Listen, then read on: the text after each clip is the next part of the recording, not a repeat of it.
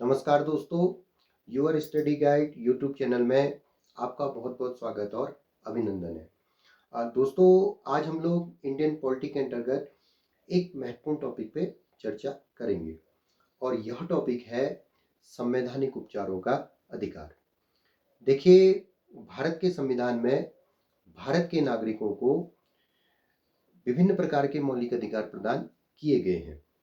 संविधान का भाग 3 मौलिक अधिकारों के अध्याय से संबंधित है, जिसके अंतर्गत अनुच्छेद 12 से अनुच्छेद 35 के बीच मौलिक अधिकारों की चर्चा की गई है।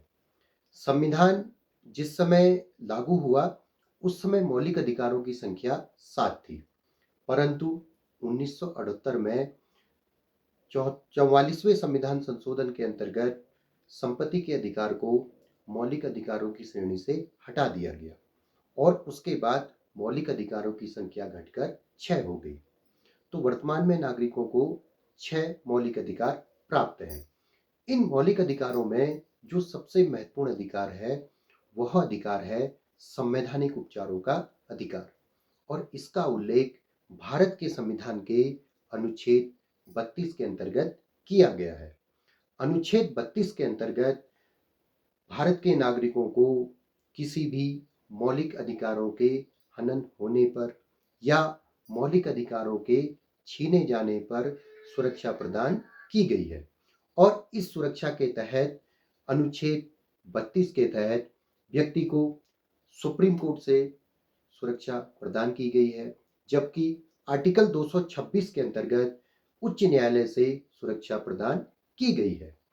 अनुच्छेद 32 में जो न्यायालय के द्वारा सुरक्षा दी गई उसे हम लोग संवैधानिक उपचारों के अधिकार के नाम से जानते हैं।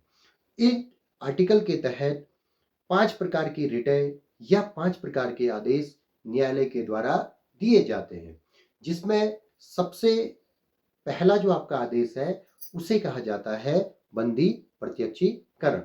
देखिए, बंदी प्रत्यक्षीकरण का अर्थ है कि किसी भी व्यक्ति को बंदी बनाया गया या फिर किसी व्यक्ति को गिरफ्तार किया गया है तो उस व्यक्ति को गिरफ्तार करने के 24 घंटे के अंदर न्यायालय के सामने प्रस्तुत किया जाए।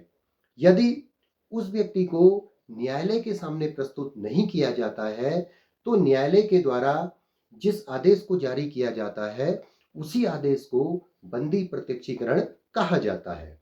अब इस आदेश के अंतर्गत जो 24 घंटे की समय सीमा रखी गई है उस समय सीमा के अंतर्गत आने जाने के समय को शामिल नहीं किया जाएगा। दूसरी जो आपकी रिट है उसे कहा जाता है परमादेश। देखिए, परमादेश का अर्थ है परम आदेश, यानी कि सर्वोच्च आदेश। यह रिट उस समय जारी की जाती है जब कोई पदाधिकारी अपने कर्तव्यों का निर्वहन नहीं करता है, तो ऐसी स्थिति में न्यायालय के द्वारा उसे जो आदेश जारी किया जाता है उसे परमादेश के नाम से जाना जाता है। परमादेश के साथ जिस आदेश को जोड़ के पढ़ना है वह है अधिकार पृच्छा।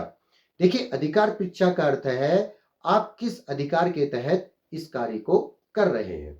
इसका अर्थ है कि यदि कोई भी अधिकारी या फिर कोई पदाधिकारी किसी ऐसे पद पर कार्य कर रहा है जिस पद पर कार्य करने के वह योग्य नहीं है, यानी कि वह वैध नहीं है, वह अवैध है, तो ऐसी स्थिति में न्यायालय के द्वारा उस व्यक्ति से पूछा जाता है कि आप किस आदेश के तहत इस पद पर कार्य कर रहे हो, तो उसे कहा जाता है अधिकार पृच्छा। अंतिम जो आपकी 2 रिटें हैं वह रिटें न्यायालय से संबंधित हैं, जिसमें पहली जो रिट है उसे कहा जाता है प्रतिषेध और दूसरी रिट है उसे कहा जाता है उत्प्रेषण। प्रतिषेध में जब कोई निचली अदालत किसी ऐसे मामले की सुनवाई करती है जो उसके अधिकार क्षेत्र में सम्मिलित नहीं है, अर्थात यदि कोई जिला न्यायालय या अधीनस्थ न्यायालय किसी ऐसे मामले की सुनवाई करती है जो उसके अधिकार क्षेत्र में नहीं है, यानी कि उसकी ऊपरी अदालत के अधिकार क्षेत्र में है, यानी कि हाईकोर्ट के अधिकार क्षेत्र में है, तो ऐसी स्थिति में न्यायालय के द्वारा एक आदेश के तहत उसे ऐसा करने से रोक दिया जाता है।